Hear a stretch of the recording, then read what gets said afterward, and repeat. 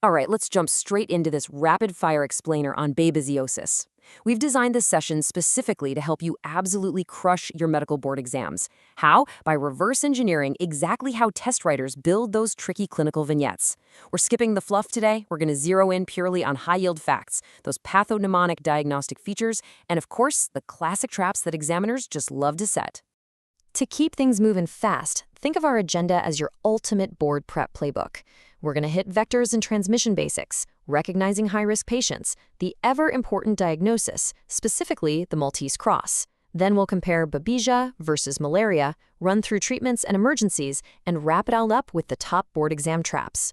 By the end of this, you're going to spot this disease a mile away, no matter how much the test writers try to disguise it. All right, Section 1, Vectors and Transmission Basics. Let's see how the patient's story actually starts, right at the literal source of the infection. Test writers absolutely love testing shared vectors, right? It's like their favorite way to mash up different microbiology concepts into one question. So ask yourself really quickly before we move on, what single tick is out there carrying a triple threat of pathogens? The answer is the Isotes scapularis tick. More specifically, we're talking about the nymph stage. Now, these nymphs are tiny, literally the size of a poppy seed, which completely explains why only about 45% of patients even remember getting bitten in the first place.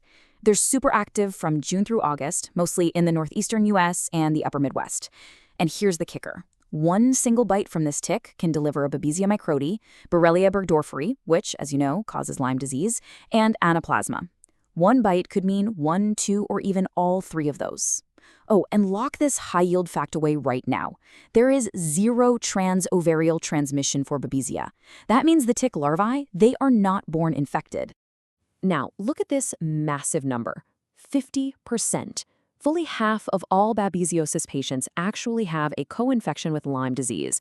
This right here is a classic board scenario.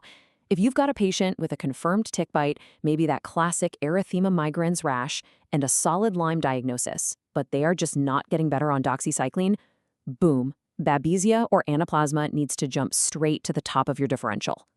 Now, while a summer tick bite is your classic route, do not, I repeat, do not forget about blood transfusions.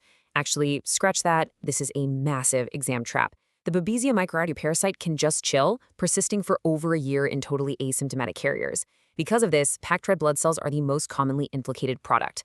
This creates a year-round transmission risk for your exam prompt. So if you get a vignette in, say, January, where a patient suddenly develops a mysterious hemolytic anemia, check that history for a recent blood transfusion. Moving right along to Section 2, Recognizing High-Risk Patients.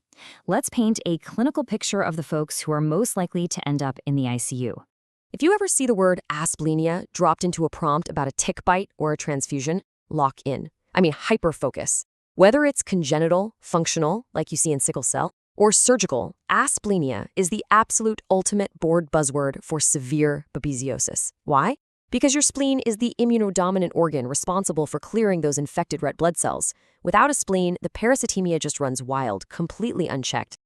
So what does a classic severe presentation look like? Well, picture a gradual onset of flu-like symptoms that spirals into severe hemolytic anemia. You're going to see dark urine, that's the hemoglobinuria, right alongside jaundice. Now, the most common severe complication, that's acute renal failure, hitting about 20% of severe cases. But here is a fascinating, highly testable paradox for you: splenic rupture. This actually happens in young, previously healthy patients who have surprisingly low parasitemia. It's wild. If a stable patient suddenly drops their blood pressure and complains of left-sided abdominal pain, you need to think splenic rupture. Finally, watch out for the pregnant patient trap. Babesiosis causes hemolysis, elevated liver enzymes, and low platelets, which perfectly mimics HELP syndrome. All right, Section 3, Diagnoses, and specifically the Maltese cross. This is the climax of our explainer, where you scoop up those easy, guaranteed points. I need you to burn this into your brain right now. The Maltese cross, or the tetrad form. It's quite literally 4 merozoites arranged in a perfect little cross, right inside a single red blood cell. This is the single most important diagnostic feature you'll ever find on a gem-sustained thin blood smear.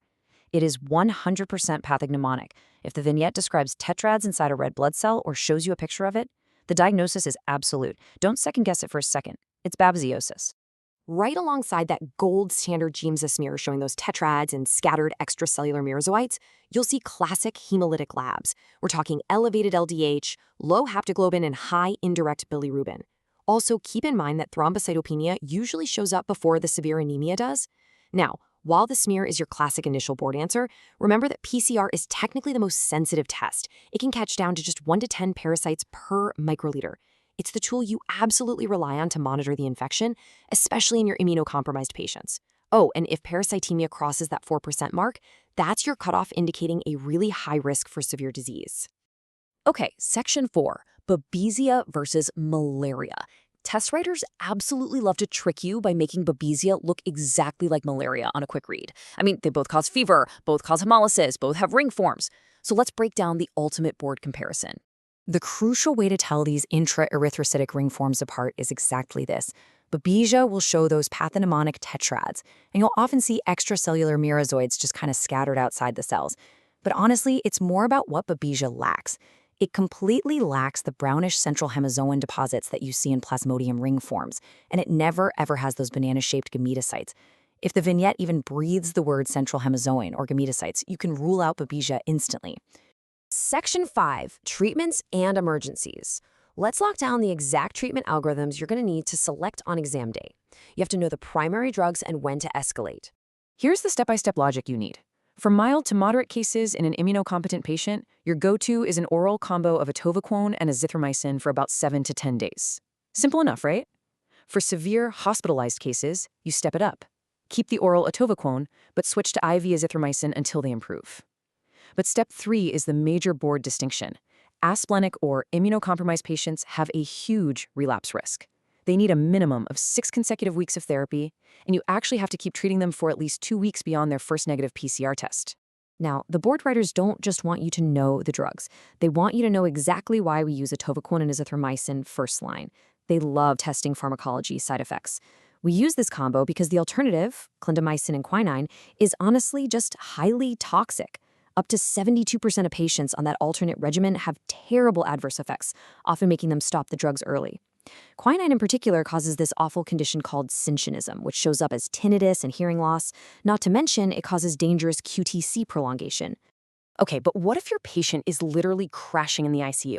Antibiotics just won't act fast enough. If you have a patient with parasitemia over 10%, severe hemolysis, and critical organ dysfunction, like acute renal failure or ARDS, you have to immediately pull the trigger on an RBC exchange transfusion.